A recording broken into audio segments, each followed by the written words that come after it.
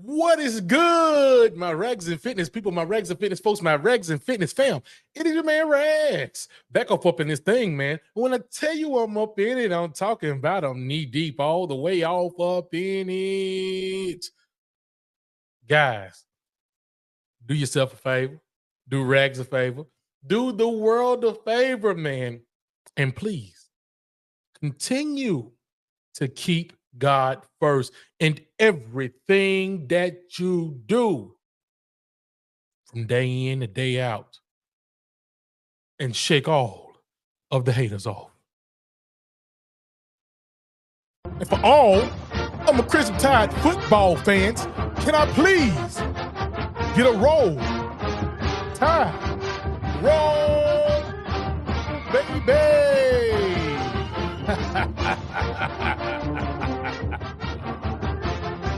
Guys, like I said before, it's your man Rex back up in this thing, man, and we're here to talk some Alabama Crimson Tide football. Ladies and gentlemen, what a showing, huh? Are we happy, ladies and gentlemen? Are we happy, Alabama football fan base? Are we happy yet? I'm going to tell you something now. I saw some flashes of some good things, but I also saw us reverting back to some of the old things. One thing that I do like that I am seeing is defense is trying to play football. Goose egged them. We put that big old goose egg up on the board on them. They tried their best, man, and they was on that goal line, man, with our second string in. They put the first string back in. Well, some first stringers back in. And we prevented these guys from deleting that goose egg that we tried to leave up there on them. So guess what, guys?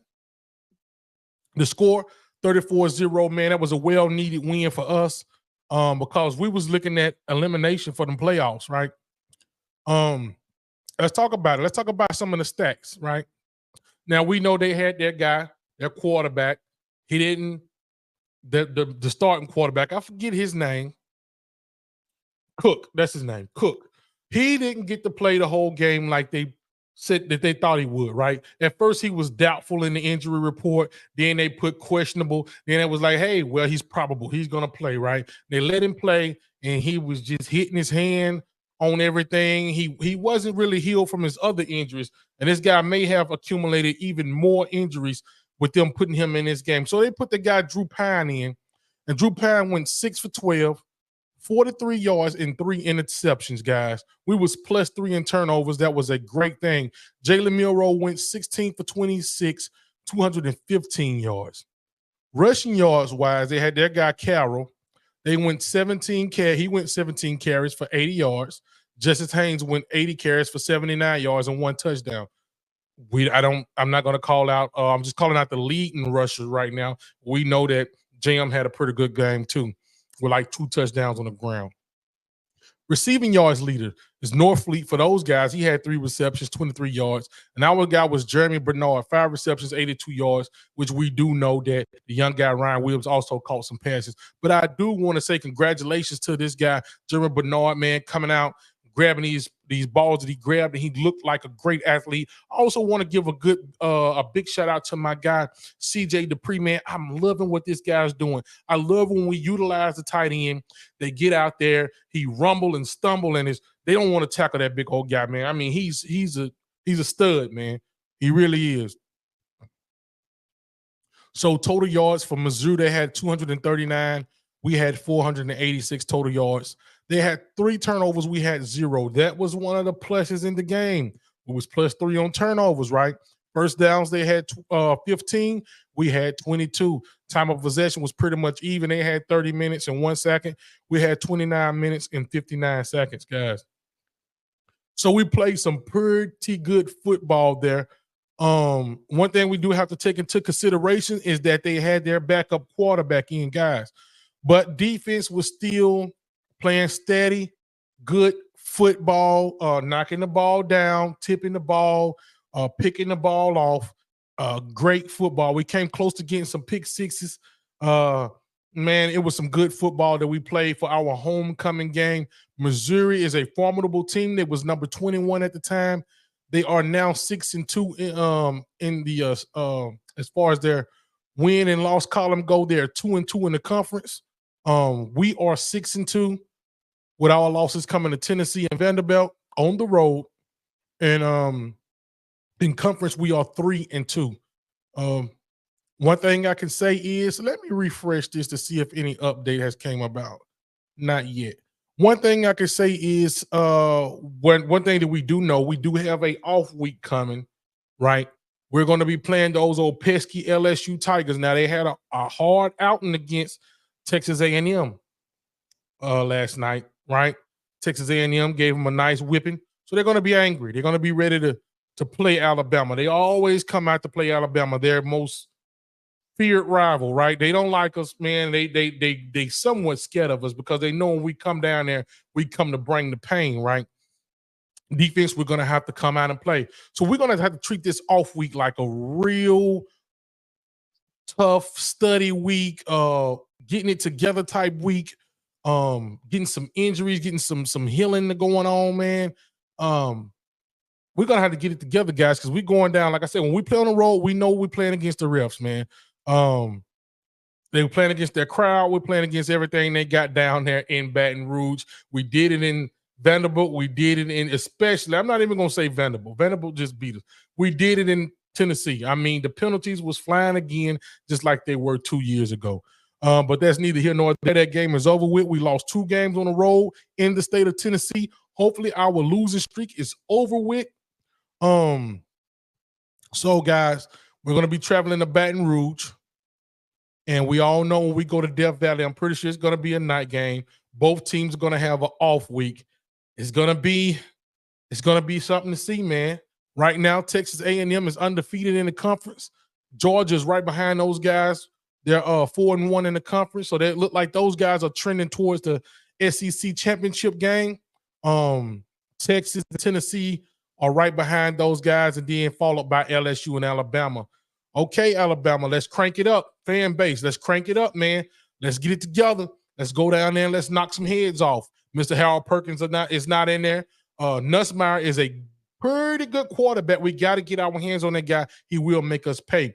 That wide receiver, Lacey, oh, man, he's pretty mouthy. I will just say this. Any Alabama football players that's watching this video, man, please take heed to what I'm saying right now. Do not let that crowd get in your head. Do not let that guy Lacey get in your head. He's a talker. They talk. They do a lot of talking down there. But let them do the talking, and we going to do the walking. We big dogs. You know what I'm saying? So that's what we're looking at right now, guys. LSU, they're 6-2 right now overall. Their loss coming at USC, and then the other night to Texas A&M. Texas A&M schedule is pretty good, if you ask me. When I say good, I mean it's pretty favorable for them, you know. But that's what we're looking at, guys. It's a lot of football left to be played. I've said this before. I said it the other night on my video. A lot of football left to be played, and if we do it the right way, we will end up where we're supposed to be. Alabama will probably be one of the lower seeds if we continue to play pretty good, right? Be in the middle of the pack to the lower bottom. If everybody continue to win pretty good, right?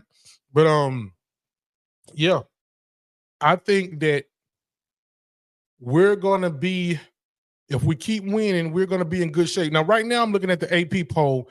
They have Alabama at number 14, and they dropped LSU all the way down to number 16. So LSU is going to be very angry with us, right? So Alabama right now in front of us, directly in front of us, we have Indiana at 13, Clemson at 11. How could that be, guys? Ladies and gentlemen, we got a lot of football left. We're going to break this whole AP poll down, even though we know that we have the we're not going to do that today. We're going to do that another day. We're going to break the AP poll down. Even though we know we have the college football committee that's going to be coming in and breaking some stuff down, I believe Alabama's going to be in a favorable position, especially if we beat LSU. Now, let me tell you something about this LSU and Alabama football game. This is going to be a game of the century, guys, because it's got some implications behind it. It's got a playoff elimination field behind it, man. I don't know what a playoff committee is going to put both of these teams at, but right now, with one being 16 and one being 14, this is an elimination game right here. LSU versus Alabama. Man, it's going to be one for the ages, guys. Alabama, we're going to have to step it up. Nick Sheridan, right now you're being somewhat pedestrian with your play calling. I hope you can open up some things, man, and we can put some wrinkles in that these guys are not expecting, because Mr. Brian Kelly and his crew, they're going to go into the lab and they're going to try to come up with everything, guys. They're going to have an off week the same way we're going to have an off week. Mr. Kane Womack, I love what you've been doing. Hey, Daddy Kane Womack. Or Mr. or Daddy Womack. Let me put it like that. Don't say, I'm not gonna say Daddy Kane Womack. Daddy Womack. That's his father to be on the sideline right behind him. I think he's helping him out a little bit. I like what he's doing. They're letting him sit right there behind him and put some things in his ear. Hey, man, I like that. Keep your dad with you close. If you got your dad with you in your life right now, keep him close. If he's willing to be in your life, keep him close. I like what the Womacks are doing right now. And hopefully they're sharing some ideas, because we all know that Mr. Womack, Kane Womack's dad, he was a defensive coordinator in the SEC, right? So he know about some of these things that's going on right now. And that's what we need, somebody that can sit down and get these guys some of the game about what's going on in this SEC, because a lot of these guys haven't coached in the SEC. Mr.